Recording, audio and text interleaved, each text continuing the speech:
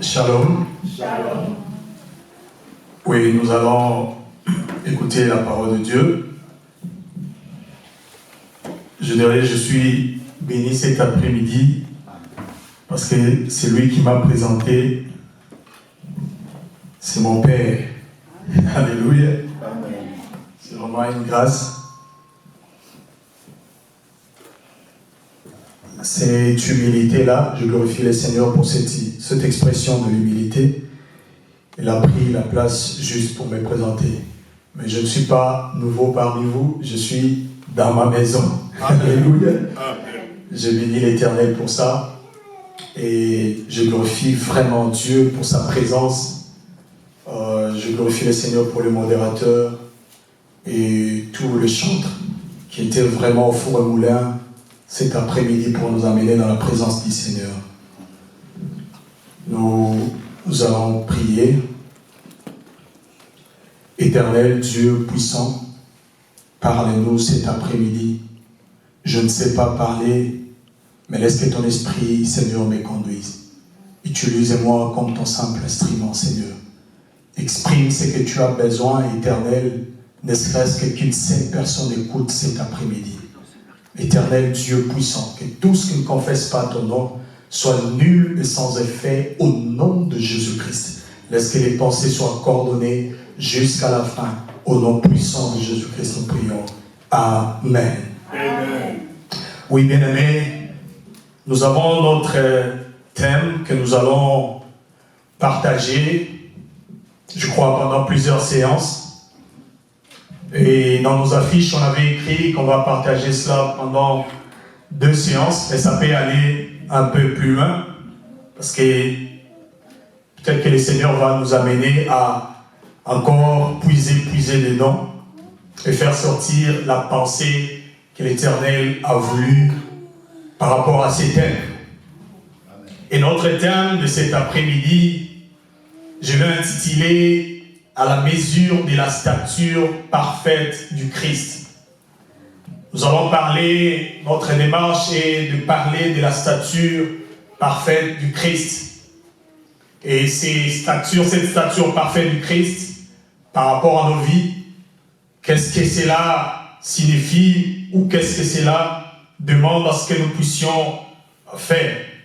Et dès l'entrée de jeu, j'aimerais bien lire la parole de Dieu dans le livre d'Éphésiens 4.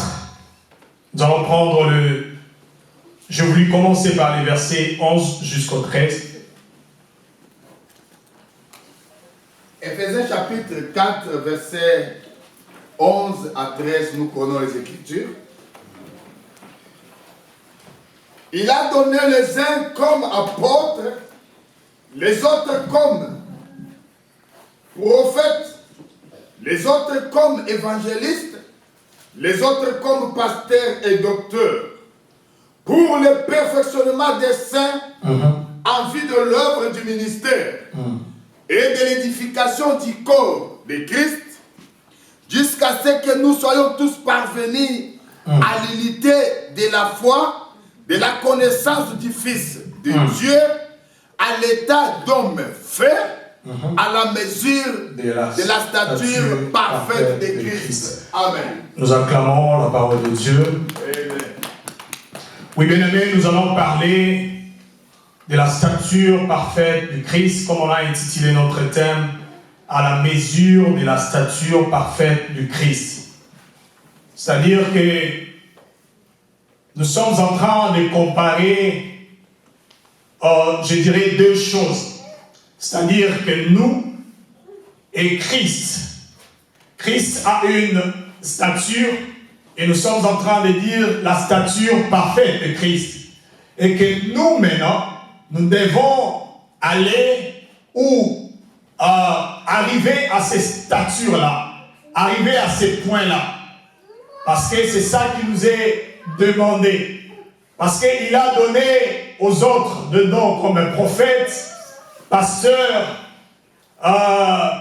évangélistes, pour le perfectionnement de l'Église, en vue que nous puissions arriver à la stature parfaite du Christ.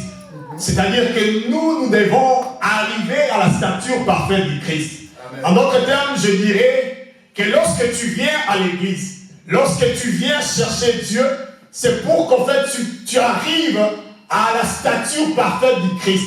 Donc si tu n'es pas encore arrivé à la stature parfaite du Christ, dis-toi que tu as encore le chemin à faire jusqu'à arriver à la stature parfaite du Christ. Parce que lorsqu'il a donné aux autres comme un prophète, aux autres comme un bishop, aux autres comme évangéliste, c'est pour qu'en fait que ces gens-là t'enseignent à arriver à la stature parfaite de Christ. En quelque sorte, c'est ça ce que Dieu veut de nous. Il veut à ce que nous puissions devenir à la stature parfaite de Christ. Right.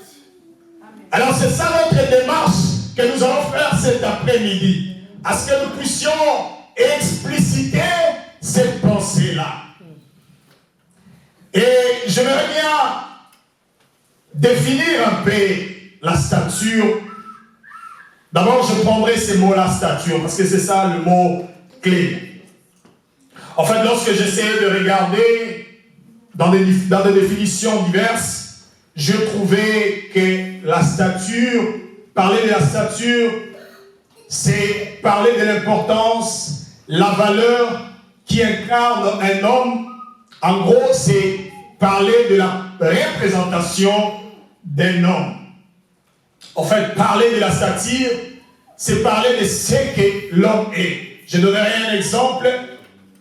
Nous pouvons dire que celui-là a la stature d'un chef, c'est-à-dire qu'il incarne un chef. Sa manière de parler, sa manière de vivre, sa manière de se comporter. Je me souviens, il y avait un jour que mon père m'avait acheté une chemise. Et lorsque je portais cette chemise-là, il me regarde et dit, ah, aujourd'hui, tu ressembles à un enfant d'un ministre. Et pourtant, je n'étais pas un enfant d'un ministre, mais la chemise que j'avais portée m'avait donné l'image de l'enfant d'un ministre, parce que j'étais propre, élégant. C'est en quelque sorte ça, ce qui représente la stature. Mais ici, nous ne sommes pas en train de parler de la stature des hommes, mais nous sommes en train de parler de la stature du Christ. La stature du Christ, non seulement la stature de Christ, mais nous sommes en train de parler de la stature parfaite du Christ. Alléluia. Nous sommes en train de parler de la stature parfaite. Lorsqu'on dit parfaite, c'est-à-dire sans défaut. C'est-à-dire sans tache. C'est pur. C'est parfait. Alléluia. Et lorsque je suis en train de regarder ce mot ici, la stature parfaite du Christ, cela m'amène à quelque chose qui m'a, oh bien-aimé, je m'étais réjoui lorsque j'ai compris ces choses. Lorsque je regardais ma Bible, alors j'ai compris quelque chose dans les livres d'Exode 4-5. J'aimerais bien que quelqu'un me lise ça. Alléluia. J'aimerais bien que quelqu'un soit communiqué avec moi. Nous allons monter un peu plus haut. Aller un peu plus vite. Exode 12, 4 à 5. Qu'est-ce que la Bible nous dit? C'est cela, dit l'Éternel, qu'est-ce que tu feras? Afin qu'ils croient que l'Éternel est Dieu de leur peur. Exode 12. Exode 12. 4 à 5. C'est ça ce que je dis. Si la maison est trop peu nombreuse pour un anneau, on le prendra avec son plus proche voisin, selon le nombre de personnes. Vous compterez pour cet anneau d'après ce que chacun peut manger. Ça sera un anneau sans défaut, mâle, âgé d'un an. Vous pourrez prendre un anneau ou un chevaux. Vous les garderez jusqu'à 14e jour de ce mois. Oui, bien aimé, j'ai compris une chose très très importante ici. C'est que lorsque Dieu veut libérer les enfants d'Israël, nous sommes dans l'ombre. Qu'est-ce que Dieu fait? Il dit aux enfants d'Israël que vous allez tuer un agneau. Et lorsque vous allez tuer cet agneau, mais que cet agneau soit sans défaut. Que cet agneau soit sans défaut, un agneau de 1 an. Oh, bien-aimé, lorsque nous sommes en train de parler d'un agneau, nous voyons directement Christ. Parce que Jean est en train de nous révéler que l'agneau de Dieu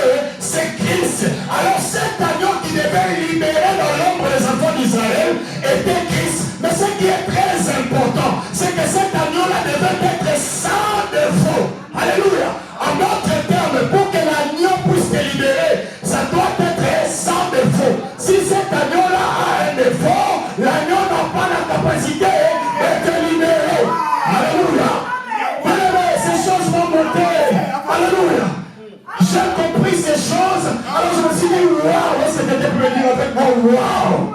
C'est très spécial, bien aimé. Si l'agneau a un défaut, l'agneau n'a pas la capacité de te libérer. Alors que cet agneau-là doit être sans défaut.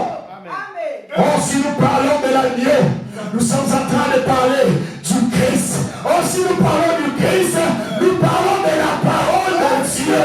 À notre terme, pour arriver à la statue parfaite, tu dois consommer la parole de Dieu. Et cette parole-là doit être sans défaut. La parole pure, la parole vraie. Si nous avons une parole avec défaut, nous ne serons pas sauvés. Et quelqu'un peut dire à mon amen. Bien aimé, il y a des paroles avec défaut aujourd'hui à l'église. Il y a des gens qui déforment la parole de Dieu. Alors que si vous êtes assis là, et qu'il y a quelqu'un qui est en train de déformer la parole de Dieu, c'est-à-dire que vous n'allez pas arriver à la statue parfaite. On dit à la discipline spirituelle de l'église, à ce moment-là, bien aimé, vous n'aurez pas la statue parfaite de Christ. Oh, si Christ veut à ce que nous puissions avoir la statue parfaite, à notre terme, la statue parfaite. Alléluia. Alléluia. Parce que Dieu savait, lorsqu'il dit que vous devez arriver à la statue parfaite, à notre terme, il dit, pour que vous n'ayez pas d'angaï, n'a t temps à ce que vous comme la statue parfaite, il y a Christ. Alléluia.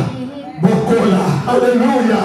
Oui, bien-aimé, lorsque ces choses m'avaient monté, oh, bien-aimé, j'étais là, je me disais, waouh, Seigneur, que c'est spécial ce thème. J'aimerais bien que quelqu'un soit connecté avec moi. Amen. Que cet agneau soit sans défaut.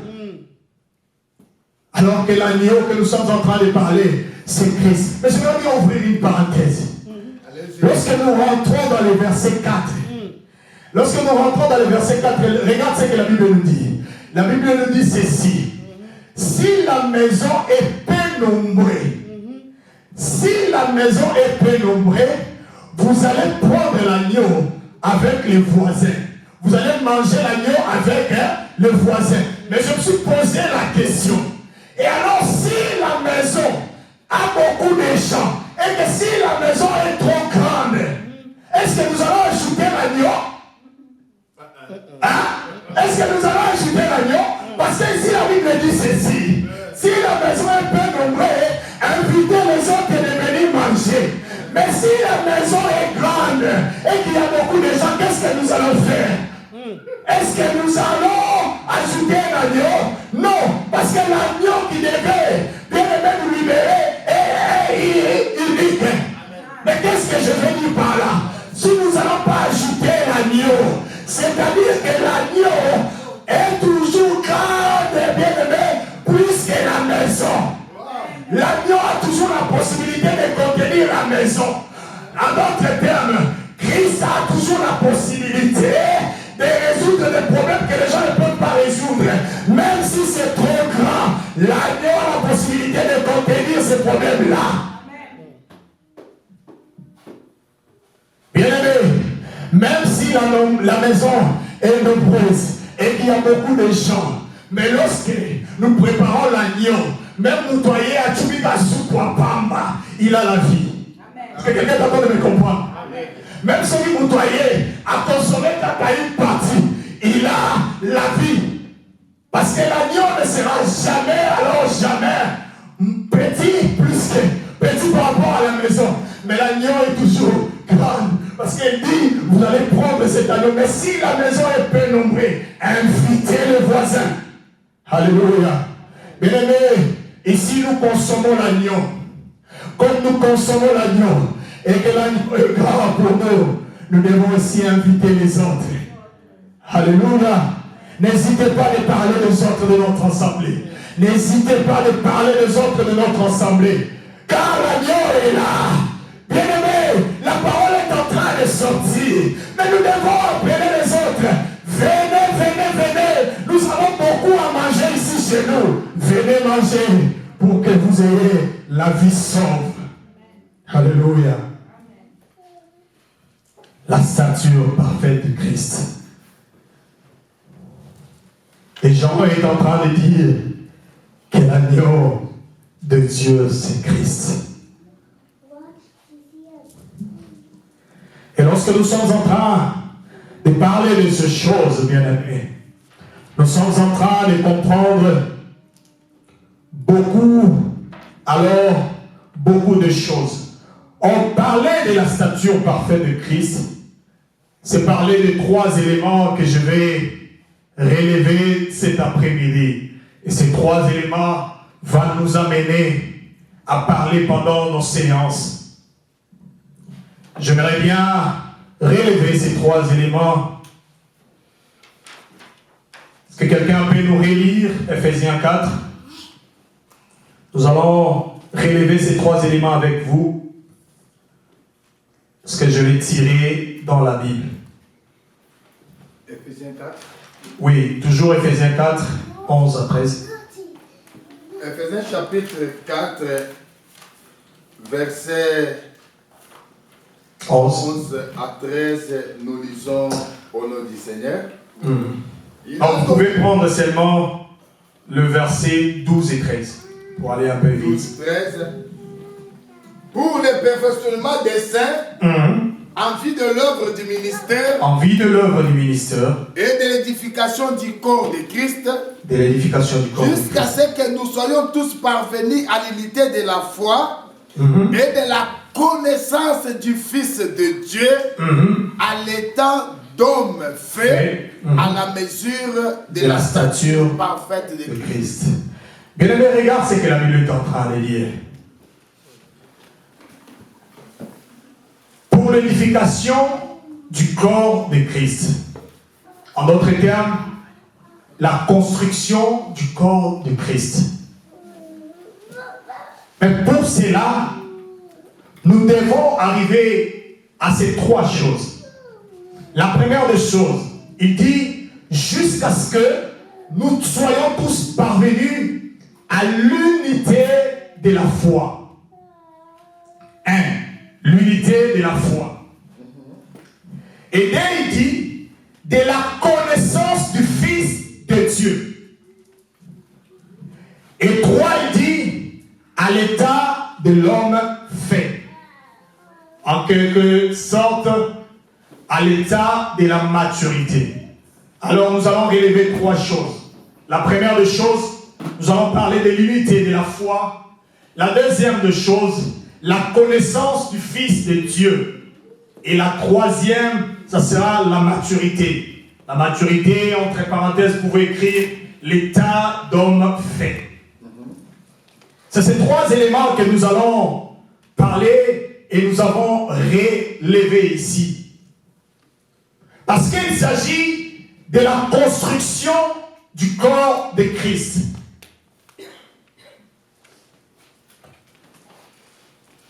Parce qu'il s'agit de la construction du corps de Christ, et nous devons construire le corps du Christ selon ces 3 éléments. C'est-à-dire que nous devons tous avoir l'unité de la foi, que nous devons tous avoir la connaissance du Fils de Dieu. Et la troisième des choses, nous devons arriver à la maturité. Et lorsque nous rassemblons ces 3 éléments, c'est alors que nous arrivons à la stature parfaite de Christ. Parce que c'est ces 3 éléments qui constituent le corps, qui va nous permettre à ce que nous puissions constituer le corps de Christ. Parce que il s'agit ici de l'édification ou de la construction du corps de Christ. Lorsque nous sommes en train de parler du corps de Christ, nous voyons l'église mystique. Parce qu'il nous a rachetés et il a fait de nous un royaume de sacrificateurs dans son église. Alors que l'église, c'est l'assemblée des gens qui sont mis à part. Alléluia. Et lorsque ces gens-là sont mis à part, ils doivent nécessairement avoir l'unité dans la foi, connaître celui qu'ils sont en train de servir ou de prier, la connaissance du Fils de Dieu, et arriver maintenant à l'état d'homme fait, à la maturité.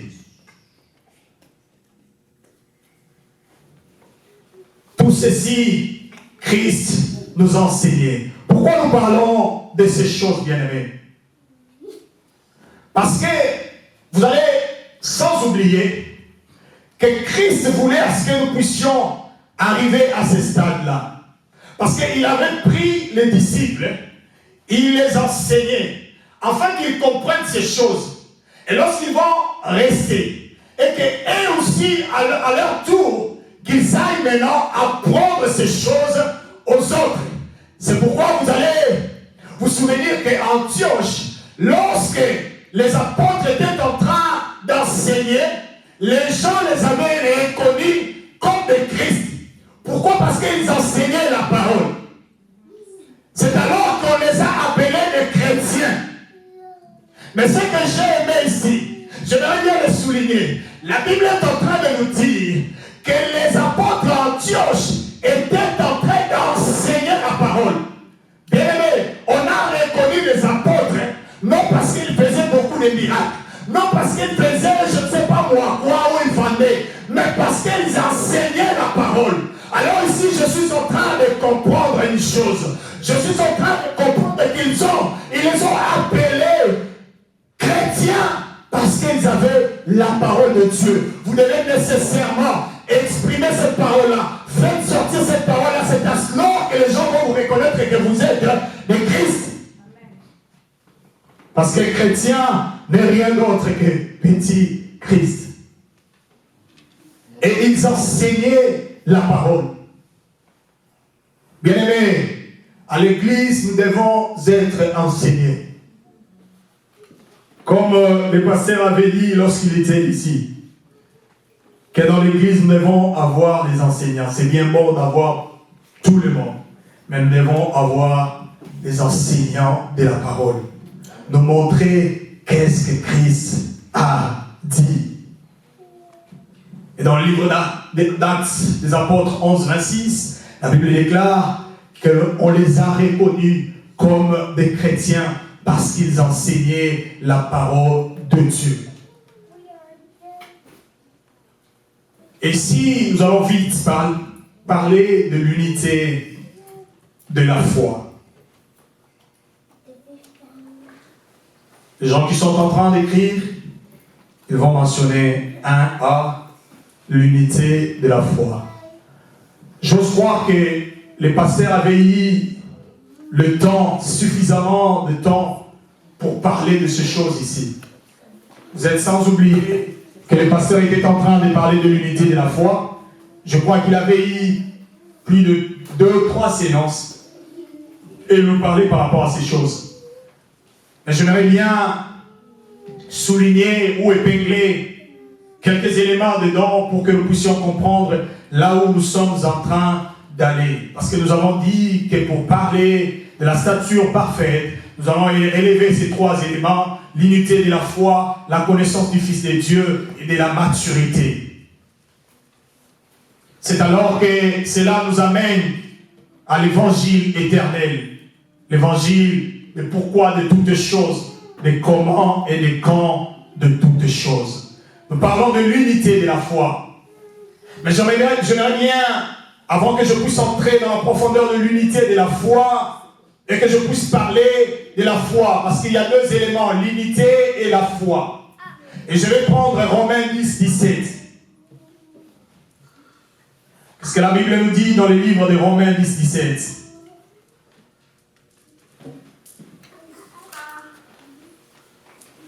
Romains chapitre 10, verset 17. Nous lisons au nom du Seigneur. Verset 17. Ainsi la foi vient de ce qu'on entend. Et ce qu'on entend vient de la parole de Christ. Verset. Amen. Ainsi la foi vient de ce qu'on attend, et ce qu'on attend vient de la parole de Christ. Bien aimé, en d'autres termes, je dirais, la foi est égale à la parole. Puisque ce qu'on attend vient de la parole de Dieu. C'est-à-dire que la parole de Dieu produit la foi en nous. Quelqu'un est en train de me comprendre? Donc je suis en train de dire ici que la foi vient de la parole de Dieu.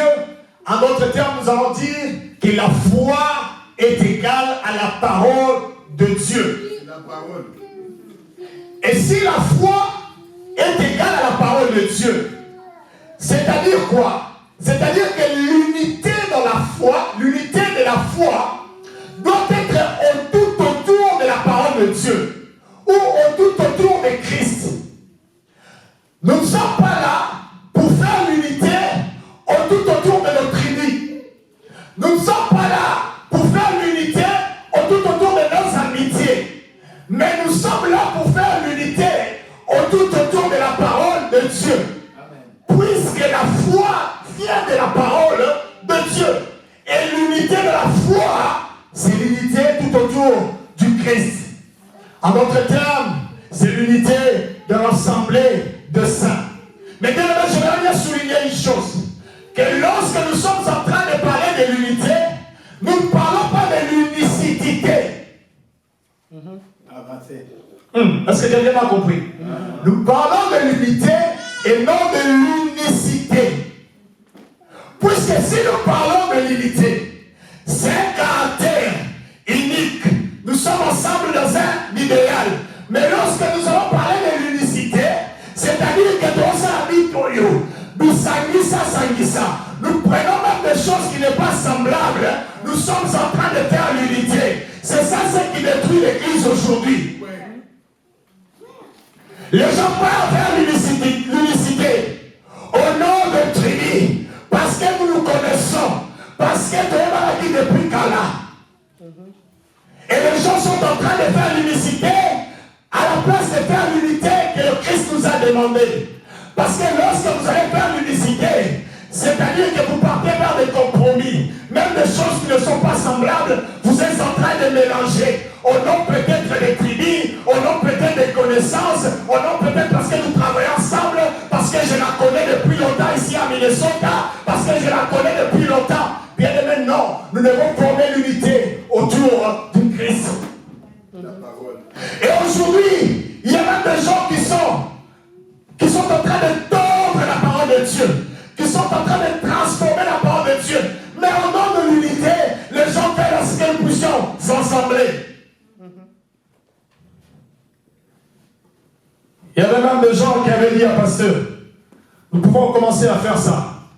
Vous allez voir des gens qui disent, mais nous n'avons pas l'unité ici à Minnesota. C'est pourquoi les églises sont quasiment vides.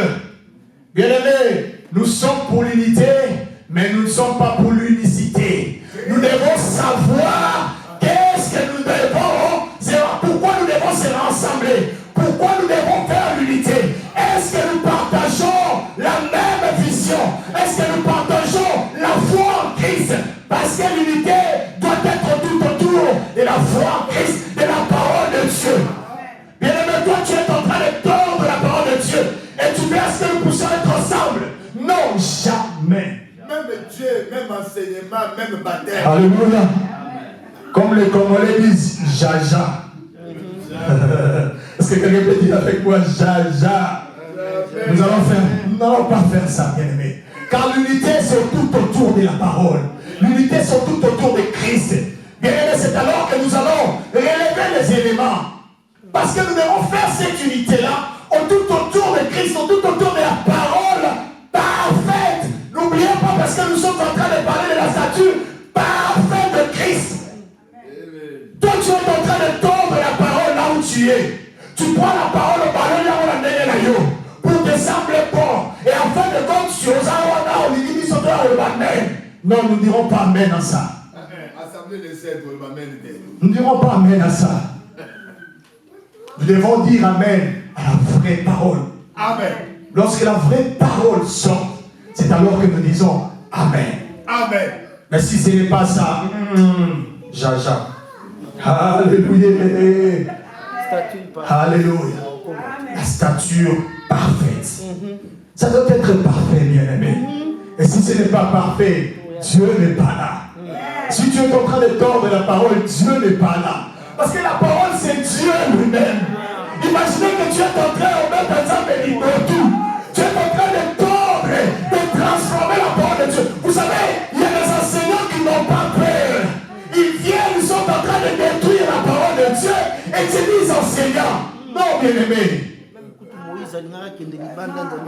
J'étais en train de faire rire à mon frère Ginès.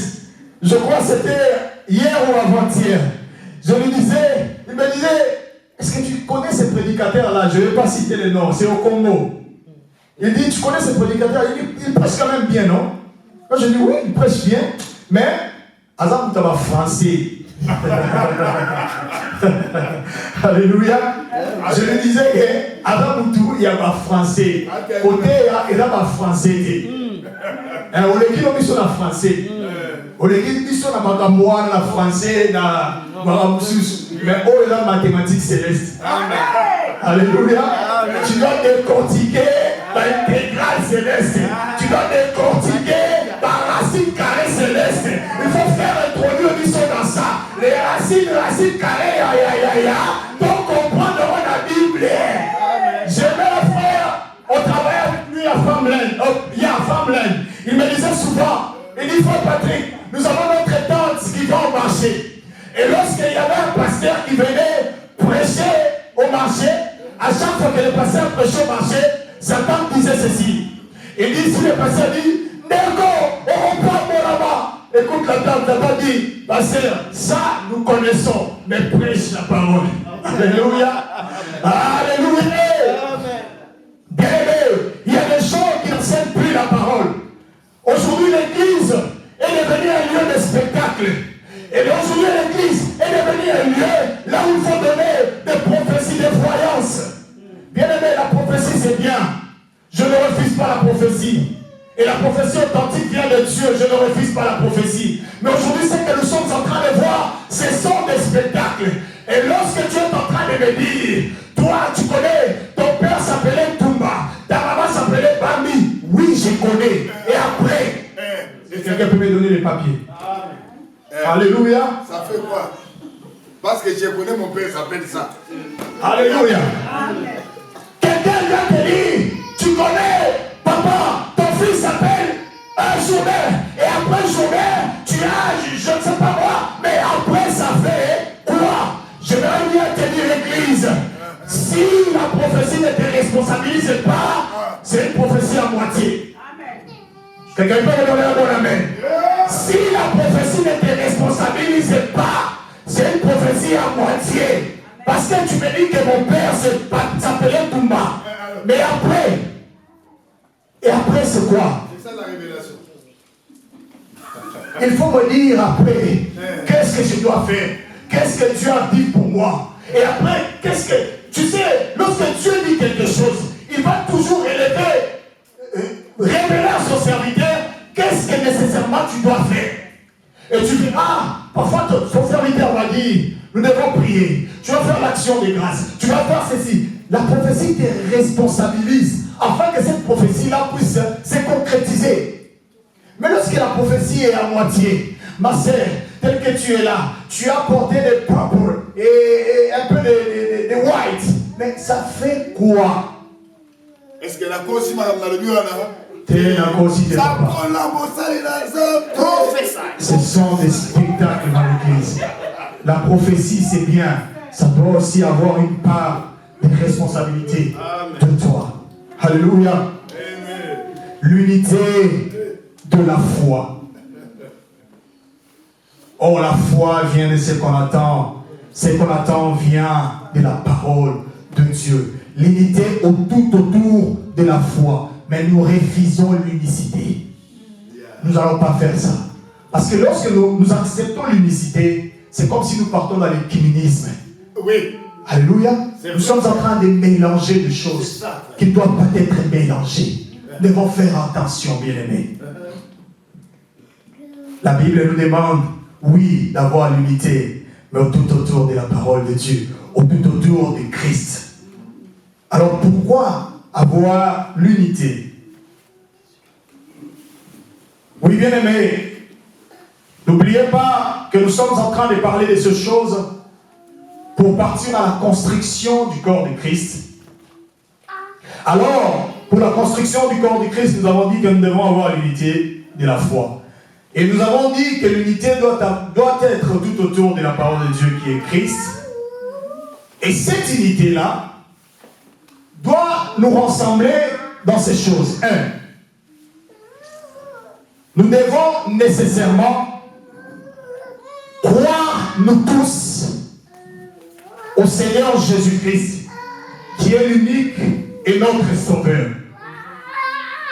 Comme cette unité-là est tout autour de Christ, donc nous devons avoir l'unité dans l'assemblée en croyant en Jésus-Christ, qui est notre Seigneur et Sauveur. Ça, c'est le premier élément.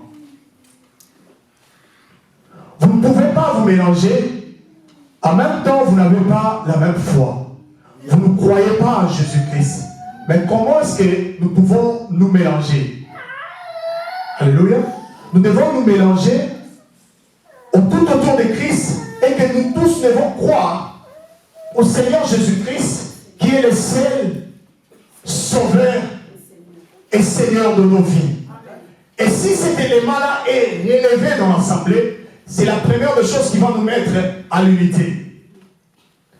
Si cet élément-là est écarté, nous n'avons pas l'unité. Parce que vous allez trouver, lui, croit encore, il mélange encore. Il prend, je n'avais pas cité de nom, mais il prend Église des Noirs, un peu de Christ, il dit ça peut être mélangé.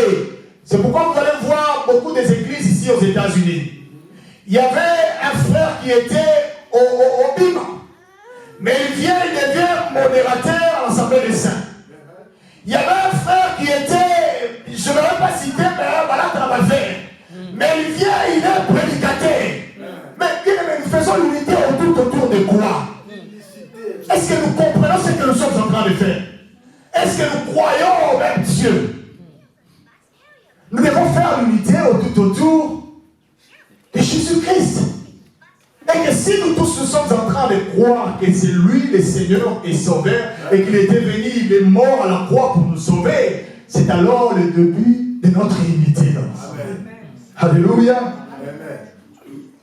Et la deuxième des choses, c'est de croire à sa parole. Croire à la parole de Dieu comme subdivisée en deux parties, l'ancienne alliance et la nouvelle. Croire dans la totalité de cette parole. Vous savez, nous devons créer l'unité en croyant, ma sœur, à la totalité de toute la parole. Parce que vous savez quoi? Aujourd'hui, il y a des gens qui choisissent des paroles qui leur plaisent. Ils prennent dans la parole de Dieu, Makambo et Sepelissamango. Et c'est ça ce qu'ils sont en train de prêcher à l'église. Mais lorsque tu viens avec d'autres choses, peut-être parler de la purification, parler de l'abandon de péché, à ce moment-là, ils ne veulent pas ça. Mais maintenant, nous allons créer l'unité tout autour de quoi? Parce que nous devons créer l'unité tout autour de la parole dans son entièreté. Et que nous tous nous croyons que tout ce qui est écrit est oui et amen. Alléluia. C'est ce que tu es en train de suivre. Alléluia. Gloire au Seigneur. Nous devons créer l'unité tout autour de ça. Donc nous tous nous sommes en train de croire à cette parole. Nous n'avons pas de parole qui va nous sembler bon et de parole qui est mauvais. C'est pourquoi notre pasteur Philippe a beaucoup de problèmes et beaucoup d'incompréhensions. Les gens sont fâchés à la maison. Bien aimé, si la parole est comme on peut s'entendre dans l'âme, commence à faire l'introspection. Regarde au-dedans de toi. Est-ce que je suis normal? Parce que lorsque la parole sort, ce n'est pas pour te cibler. La parole sort pour tout le monde. Amen. Alléluia. La parole ne cible pas quelqu'un. Nous ne sommes pas ici pour parler de vie des gens ou cibler quelqu'un pour te parler. Non. Nous sommes en train de parler de la parole de Dieu et lorsque la parole sort, ça touche de la manière dont la parole veut toucher. Et Et dans les autres soirs, ils ont gagné une potabilité. Alléluia. Alléluia. Parce que nous avons beaucoup d'incompréhension aujourd'hui. Non, il avait dit ceci. Pourquoi il avait dit ça? Pourquoi Pasteur Philippe? Non, bien-aimé. Si tu as à contredire Pasteur Philippe, viens avec la parole. C'est aussi ça, parler de l'unité. Viens avec la parole. Nous allons discuter par rapport à ce qui est écrit. Amen. Si tu as raison, nous allons nous incliner et dire oui et amen. Amen. Mais pourquoi se fâcher à la maison? Pourquoi commencer à dire non, vous êtes en train de détruire l'œuvre de Dieu. Dieu va vous frapper. Si nous sommes dans la fausseté, montre-nous le vrai Dieu. Si nous sommes dans la fausseté, toi expose la parole de Dieu et montre-nous ce qui est écrit. Parce que nous devons créer l'unité tout autour de la parole tout entière. J'aimerais bien souligner le dernier élément. C'est que nous devons croire à la saine doctrine. Et lorsque nous allons parler de ces choses, j'aimerais bien, avant de finir de parler de ces choses, et que Pasteur puisse aussi intervenir. Parce que nous allons parler de la saine doctrine. Et nous allons frapper ici fort. Alléluia. Amen. Nous allons bêta bamboli. Alléluia. Amen. Parce que nous allons parler de la saine doctrine. Et c'est ça, c'est que Dieu veille pour son Église. Que nous devons marcher selon qu'il est écrit. Et qu'est-ce qui était écrit dans la saine doctrine? Et c'est ça, c'est que nous devons respecter dans l'Assemblée des Saints. C'est alors que nous allons commencer à créer cette unité. Avant de chuter, je vais bien lire tout dernier passage biblique dans 1 Corinthiens 12, chapitre 12, nous allons prendre le verset 12.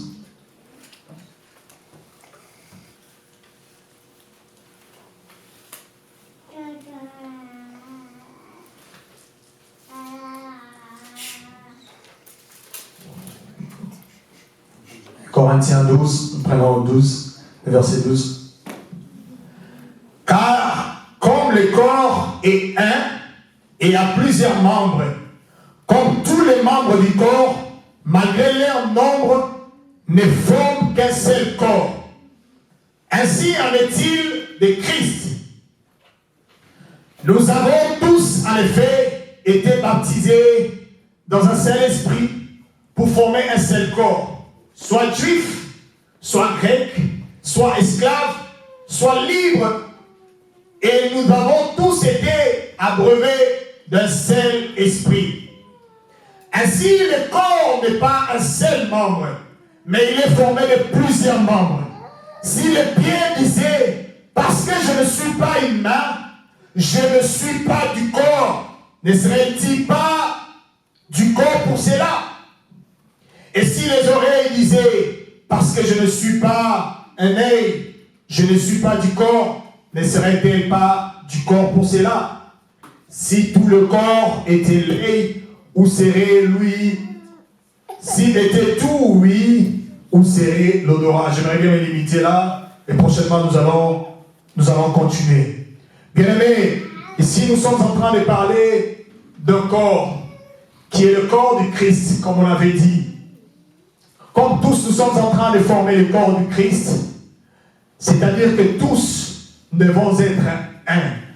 Et la Bible est en train de dire ici, est-ce que parce que la main peut dire je ne suis pas du corps et qu'il n'est pas, est-ce que c'est pour autant qu'il n'est pas du corps? Non, c'est faux. Et que nous tous nous sommes en train de former un corps. Un corps, c'est-à-dire l'assemblage de tous les membres. Si nous sommes un corps, c'est-à-dire que nous devons être un. Et la Bible est en train de rajouter, d'enchérir, pour dire que même des membres qui sont forts soutiennent des membres qui sont faibles. Savez-vous que si quelqu'un veut te taper dans l'œil, qu'est-ce que tu vas faire? Tu vas te défendre peut-être avec la main ou peut-être avec le pied. C'est-à-dire que les membres qui sont forts vont défendre les membres qui est faible. C'est alors que nous sommes en train de former un corps. Bien aimé, comme nous sommes dans une église, nous sommes une famille. Nous devons nous soutenir la main dans la main. C'est alors que nous sommes en train de former l'unité dans l'assemblée des saints. Et que lorsque ceux qui sont forts doivent soutenir les faibles. Ne méprisez pas les gens qui sont faibles. Ne méprisez pas les gens qui n'en ont pas. Et dire, s'enorgueillir, dire que moi je suis. Moi je suis. Non. Comme nous formons un corps, bien aimés, ceux qui sont forts doivent soutenir les faibles. Parce que les membres qui sont forts, bien aimés, défendent les membres qui sont faibles dans les corps. Et nous tous, nous sommes en train de former un corps. Parce que c'est lui qui avait payé de son sang. Il nous a racheté de tribus. Il nous a racheté de nations. Le livre d'Apocalypse est en train de dire ça. Il nous a racheté des tribus, des nations, bien aimés. Dans l'Assemblée des Saints, nous ne parlons pas que nous sommes des Swahili. Nous sommes des Louba. Nous sommes des Congos. Nous sommes des Congolais. Nous sommes, je ne sais pas moi, des Béninois. Nous tous nous formons une famille. Nous sommes un parce que nous sommes dans l'église corps du Christ. Nous devons nous soutenir. Nous devons nous aimer. Nous devons partager. C'est alors que nous formons l'unité dans l'assemblée des saints. Que Dieu nous bénisse. Nous acclamons très fort le Seigneur. Amen, amen, amen, amen, amen, amen. Gloire au Seigneur.